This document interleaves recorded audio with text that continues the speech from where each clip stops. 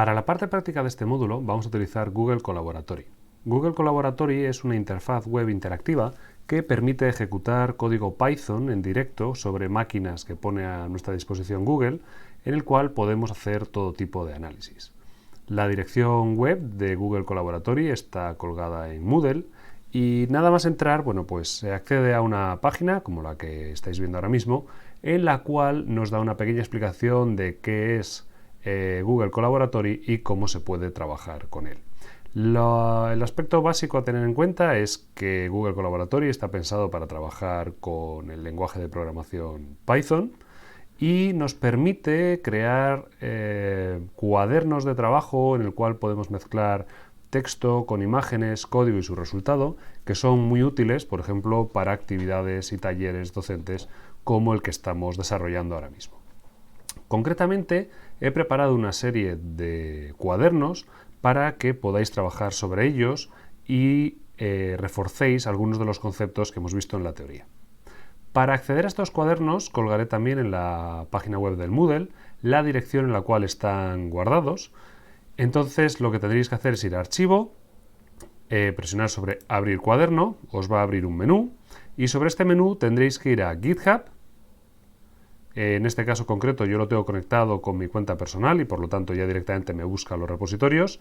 En vuestro caso tendréis que introducir aquí la dirección que yo os dé, que será, también la pondré dentro del Moodle y será Manuel del Jesús /taller /infoclimática /copesp y os van a aparecer una serie de cuadernos, ¿de acuerdo?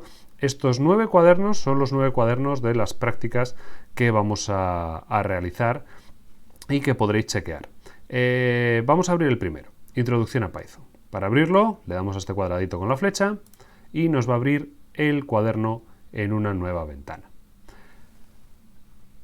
Lo que he hecho con los cuadernos ha sido crear un pequeño tutorial inicial para aquellos de vosotros que no conozcáis Python ni algunas de sus herramientas. Y tenéis pues unas pequeñas explicaciones, una serie de textos con ciertos enlaces para que podáis explorar por vuestra cuenta algunos elementos del lenguaje, ¿de acuerdo? Y la gran ventaja que tienen estos cuadernos, como he dicho, es que son interactivos. Es decir, por un lado tenemos ciertas celdas de texto y por otro lado vemos otras celdas que tienen este sombreado como gris, que son celdas de código. Estas celdas de código se pueden ejecutar para ver su resultado. La forma de ejecutarlo pues puede ser bien dándole al botón de play, como podéis ver en pantalla. Cuando os acercáis a los corchetes aparece un botón de play y podéis presionar para que se ejecute la celda. U otra manera sería presionar Control Enter. Control Enter o mayúsculas Enter o darle al play son las 3 maneras de ejecutar el código. En este caso concreto, pues cargamos una utilidad para visualizar vídeos de YouTube y luego visualizamos un vídeo concreto de YouTube. Le damos a ejecutar, nos va a decir que es un cuaderno que no ha creado Google y por lo tanto nos va a decir si queremos realmente ejecutarlo.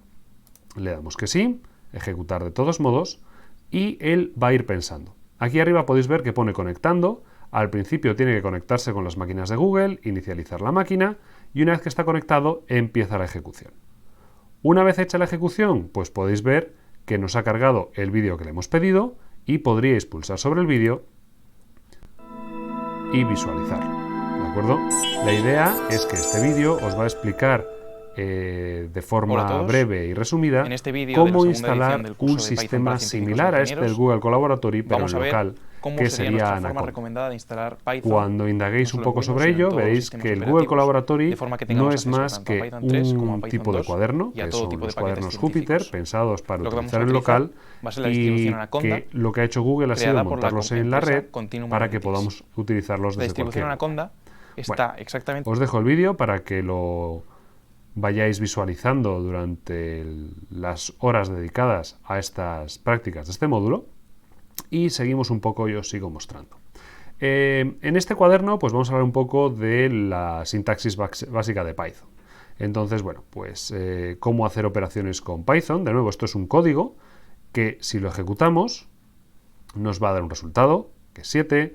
qué ocurre si hacemos pues, ciertas operaciones no permitidas, el tipo de error que nos van a salir, otras operaciones que sí están permitidas, como la división real o la división entera. Para elevar números el operador es el por en el caso de Python, cómo trabajar con distintos tipos de números, por ejemplo, qué ocurre si transformamos un número en coma flotante en un entero, qué ocurre si redondeamos un número en coma flotante, si convertimos un número entero en un número en coma flotante, o convertimos un número en complejo, o transformamos un número en una cadena. ¿De acuerdo?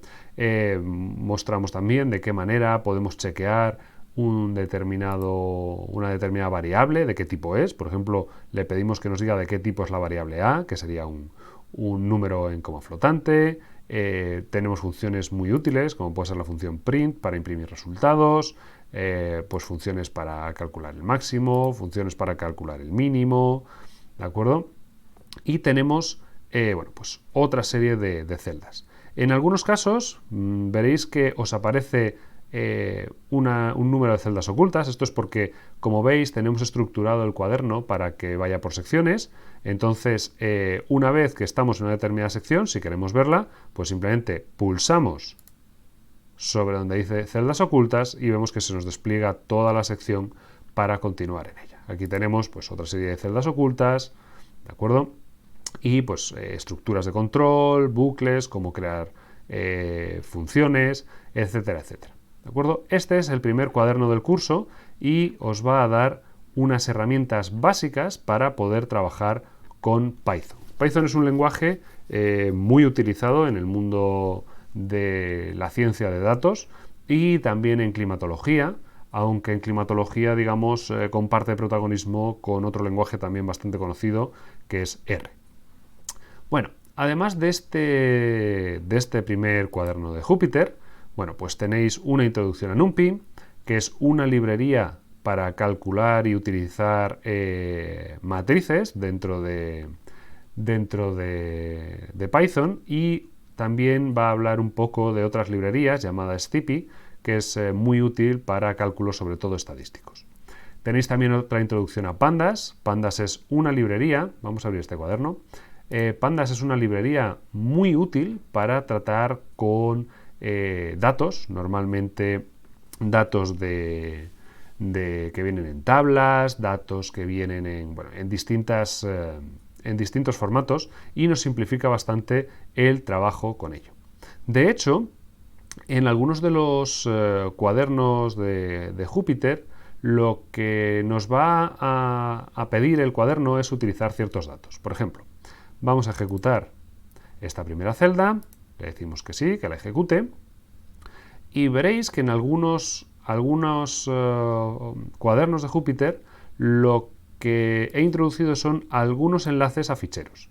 ¿Por qué? Bueno, en esta parte izquierda de los cuadernos tenemos el índice, pero veis que aquí aparecen otros botones, ¿de acuerdo? Bueno, pues este de aquí abajo, donde aparece como una carpetita, es para ver los archivos. Esto que estamos ejecutando se está ejecutando sobre una máquina remota en Google y por lo tanto inicialmente no tiene más que una serie de datos que monta Google por defecto para que podamos jugar con la máquina virtual. Pero si necesitamos o queremos trabajar con nuestros propios datos, tendríamos que subirlos.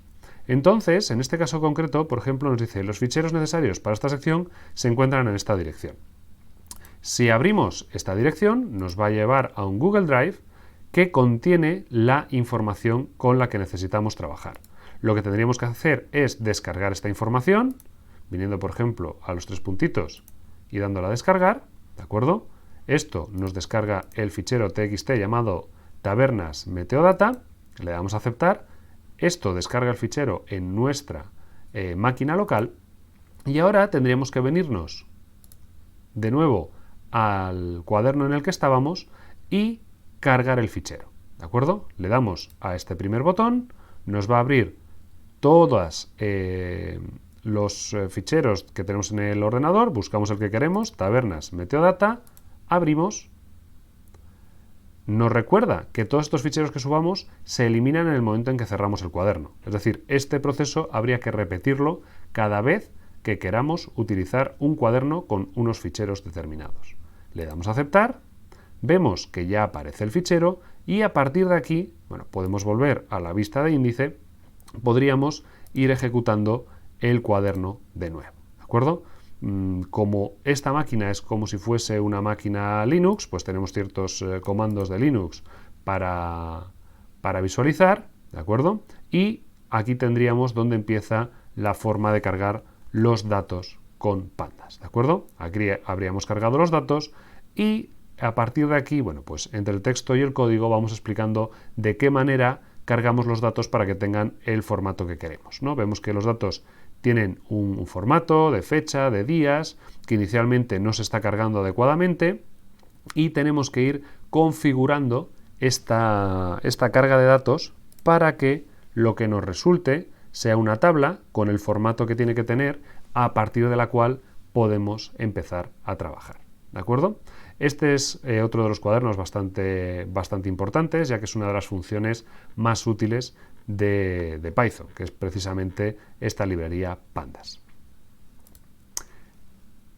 También existe otro cuaderno de introducción, que sería la introducción a Matplotlib, y Matplotlib no es más que la librería de graficado. Es una librería de graficado muy potente que, bueno, pues nos permite hacer pues, un montón de gráficas de distinta índole. De nuevo, podríamos volver a ejecutar, le tenemos que dar a ejecutar de todos modos porque está cargando los cuadernos desde mi GitHub, que él no reconoce como una página de Google, y a partir de aquí, bueno, pues simplemente vamos cargando las interfaces y vamos viendo cómo funciona cada una de estas funciones, ¿de acuerdo? Bueno, aquí podríamos ver, por ejemplo, cómo plotear una función sencilla, cómo plotear una función como, por ejemplo, e a la menos x cuadrado, que es definiendo la función, definiendo los valores en donde queremos pintarla y luego simplemente pues calculando la función en esos valores, etcétera, etcétera. ¿De acuerdo? Entonces, es recomendable que sigáis todas estas introducciones porque van a ser muy útiles para cualquier tipo de trabajo que tengáis que realizar de cualquier variable o análisis climático. A partir de ahí, el resto de los notebooks son ya de aplicaciones concretas a algunos de los temas que hemos visto en el curso. Tenemos un primer notebook que habla sobre tratamiento de datos multidimensionales.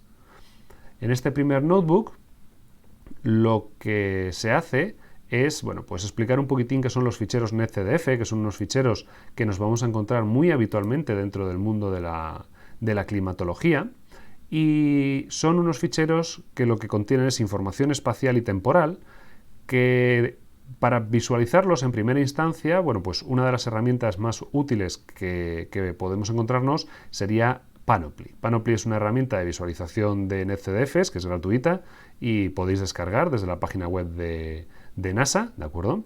Y podéis visualizar ficheros. De nuevo, vais a necesitar ciertos datos que también van a estar enlazados a través del Google Drive, como habíamos comentado antes, ¿de acuerdo? Es decir, accedéis a Google Drive y vais a llegar al fichero que necesitáis para ejecutar este cuaderno de Júpiter. En cualquier caso, y por si las moscas, subiré un fichero comprimido con toda la información también a Moodle para que lo tengáis, ¿de acuerdo? Y aquí vais a poder ver cómo trabajar con este tipo de ficheros. ¿Qué más tenemos? Bueno, pues además de estos cuadernos que hemos visto, tenéis otro cuaderno sobre descarga de datos globales, es decir, en este cuaderno lo que se explica es de qué manera se puede automatizar la descarga de datos, ¿de acuerdo? Y concretamente, bueno, pues vamos a acceder a datos de los que ya hemos accedido durante el curso de la NOAA del GHCN, ¿de acuerdo? Que son datos que ya hemos visto cómo descargar a mano y aquí podemos ver cómo descargarlos también de forma automatizada y podemos también descargar datos del reanálisis CFSR, ¿de acuerdo? Y de TRMM. Aquí tenéis toda la información, incluso para descargar algunos datos de cambio climático, ¿de acuerdo? Aquí tenéis las instrucciones para ver de qué manera acceder a esta información. Después de esto, bueno, pues nos quedan quizá los 3 cuadernos más aplicados. El 7º, tratamiento de series climáticas y de caudal, lo que muestra es de qué manera podemos poner datos en formato. Es decir, tenemos distintos formatos de datos y lo que hace este cuaderno es, pues os va a mostrar de qué manera se pueden cambiar los formatos para adecuarlos a las necesidades que tenemos. El 8º cuaderno, ajuste de distribuciones, pues os va a mostrar de qué manera se puede hacer ajuste de distribuciones en Python y de hecho, bueno, pues hace ahí un pequeño ejercicio inicial en el cual vais a ver la importancia de recopilar determinados datos y luego a partir de aquí vais a poder hacer un análisis de lluvia a distintas escalas y realizando pues una serie de ajustes de régimen medio y de régimen extremal. El último de los cuadernos es el análisis de cambio climático, concretamente para aplicaciones hidrológicas, aunque es exactamente igual en aplicaciones costeras, en donde, bueno, pues a través de una serie de información de cambio climático mostramos de qué manera podemos actualizar esas variables climáticas en base al escenario que hayamos escogido, analizando distintas curvas de caudales clasificados y, bueno, pues analizando con otro tipo de gráficas los valores que hemos obtenido para hacer un análisis de cuáles son los efectos del cambio climático. Por tanto, una vez presentados los cuadernos, os animo a que comencéis por el primero, Introducción a Python, y que trabajéis sobre cada uno de ellos. La idea es que debería llevaros en el entorno de las 2 o 3 horas de trabajo y que podáis ver los distintos pasos necesarios para aplicar todas las técnicas que hemos estado viendo en clase. Si alguno tuvieseis algún problema, que entiendo que no debería ser, ya que el entorno de ejecución es común, pero podría surgir, no dudéis en poneros en contacto con nosotros y si tenéis alguna duda concreta, podríamos resolverla durante la clase del viernes. Muchísimas gracias por vuestra atención.